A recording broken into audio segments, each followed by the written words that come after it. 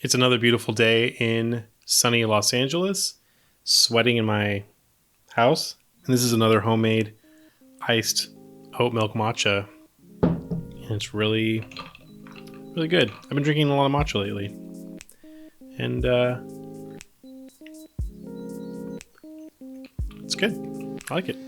This camera is the Olympus Infinity Stylus Zoom. I've talked about this camera in passing and have referenced it in several videos before, but I've never really talked about it straight on, mostly because it's not the most popular version of the Olympus Stylus line of cameras, that being the MJU2, which as of today, I think I saw one for $499 right now, which is insane for that camera. Don't get me wrong, it's a great camera, but $500? No, I'm sorry. It's not a $500 camera. This video is not going to be a technically heavy video. I'm not going to be telling you the entire story or history of these cameras, but I do just want to give a little bit of history, just to give you some context. This is not one of the earliest examples of Olympus's foray into point and shoots. It's not even their first electronic, fully automatic point and shoot. I would say that this is an evolution of their earlier cameras, their earlier point and shoots,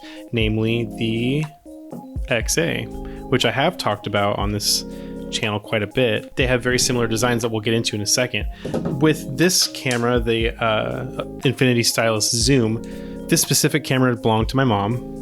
And my dad had it for whatever reason, and he gave this to me a few years ago. This camera kind of took a lot of images from my childhood. This was given to my mom by my grandfather. He bought one for my mom and for my aunt Janet, and they had identical cameras. I don't know where my aunt Janet's went, but this one belonged to my mom. And yeah, this was stuck in my face a lot when I was a kid.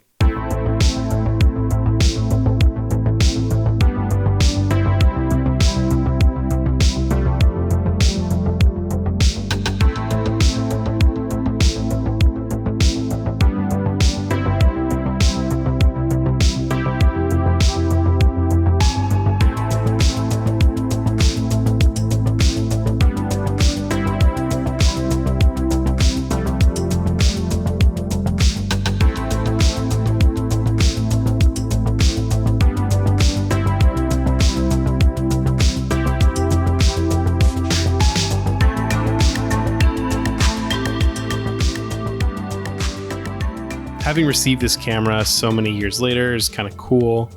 It's definitely nostalgic for me because I saw this camera so much growing up. It kind of became my walk around point and shoot for kind of everyday use. So this camera is the clamshell design that we're all familiar with. It's got a 35 to 70 millimeter zoom lens, which is an f/4.5 to 6.9 maximum aperture, depending on how far you're zoomed out. And it's got an automatic flash. It's got different flash modes, fully manual winding and rewind at the end of your roll.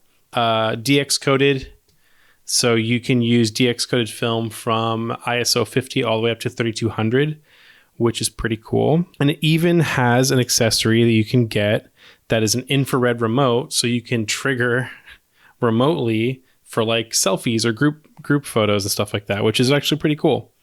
I don't have that little remote control, unfortunately. That would be really cool. Mine has a piece of tape right here because this plastic on the front is like this plastic little rectangle on the front here was kind of coming off. So I just put a piece of black masking tape or electrical tape over it. But yeah, it's in pretty decent shape. It's a little bit beat up because it's been around the block a few times. There's a crack up here, but it works great. Now the XA, I like to think of it as its older half brother or maybe just full brother. Clamshell design, just like the Olympus Stylus, except it opens the opposite direction. And then the lens doesn't come out and it's not electronic or anything. This lens is a 35 millimeter f/2.8. So much faster, which is good for getting more light or having a more shallower depth of field. Unlike the Stylus, it is a true rangefinder. You got a little rangefinder focusing tab under here. No automatic winding settings. Unfortunately, you have to use the winding knob back here, and then you have to rewind it using the ye old fashioned film rewind knob. So I've had both these cameras for a long time and never really made the connection that this is basically like an evolution of this camera. They're very similar in feature sets and kind of like design. So I thought, wouldn't it be interesting to kind of put them head to head using the exact same film and taking pretty much the exact same pictures and see how they look? I thought that was interesting. Maybe you'll think it's interesting.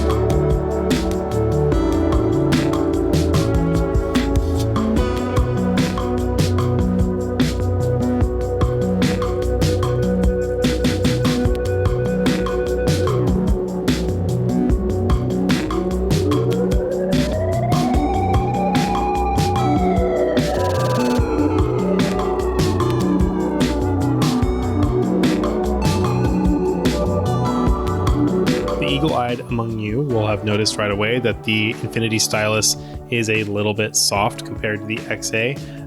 I did scan and edit both rolls of film the exact same way, so there shouldn't be any difference. There is some variation in white balance just because that happens. But other than that, they're edited exactly the same way.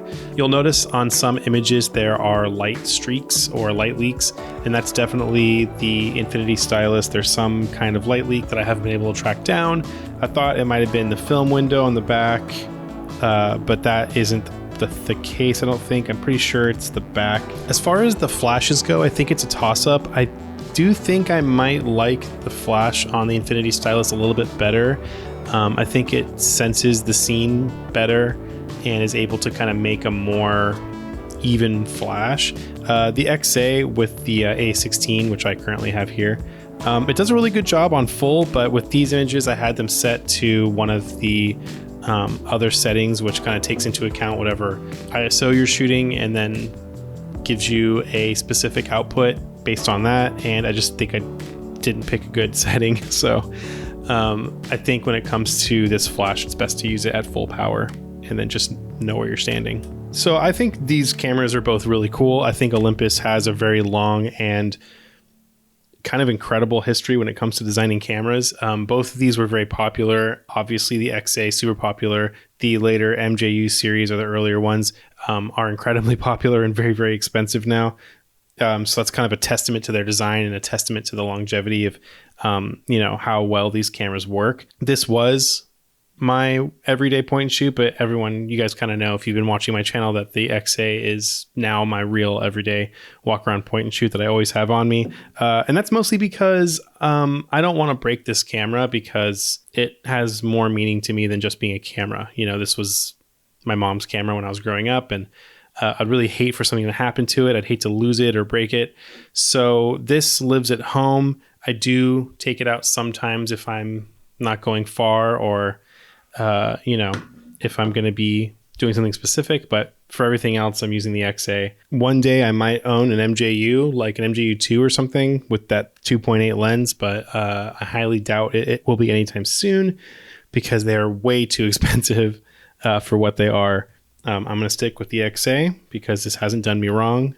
And look how small it is. even compared, it's like, I mean, they're not terribly different, but the XA it's still a good like half an inch shorter and maybe a third of an inch thinner. It's pretty cool. Okay, thanks for tuning in to this little comparison. This was just fun for me. I will do more stuff like this if you want me to. If you have some cameras you want me to put against each other, let me know in the comments. I'd love to do more like this. Yeah, make sure you check out the Spooky Park Bench, the podcast that I have with my friend Mike Sim. We're going to be talking to Alistair Ann again for our second interview with her. We're going to have Ray Barbie on again, and we have some more guests coming up that I'm really excited about. So make sure you go and check us out on Spotify, Apple Podcasts, Google Podcasts, all those places. There's a link in the description if you want to check it out. You can follow the Photo Department on Instagram at the Photo Department. If you want to follow my personal work, you can follow me at Christopher Michael Sturm on Instagram. Spooky Park Bench is also on Instagram if you want to follow us there. We post stuff related to the episodes we post and other things from guests that we have. So that's a cool place to follow us too. Coming up soon, I have a review of some new film to the market. That's really exciting. I'm really, really excited to explore that and share that with you guys. It's going to be really, really neat, I think. More new stuff coming up that I can't talk about yet, but I will be doing some more reviews of some lights, actually, which is really interesting and fun. I've had some companies sending me some interesting stuff that I've been kind of playing around with, and I think it'll be interesting to share with you guys. Thanks for watching. Make sure you subscribe so you don't miss out on hilarious. Make sure you're subscribed to the channel so you don't miss anything coming up. Make sure you're subscribed so you have a chance to win an Olympus XA. I'm giving one away. I'm giving this one away, actually, to one lucky winner to celebrate 10K subscribers, which we're almost there. Moment is going to be throwing in a pro pack of Kodak Pro Image 100 to go with the Olympus XA. So make sure you're subscribed so that you can win that film and this cool camera. Yeah, that's it for me. Love you. See you later.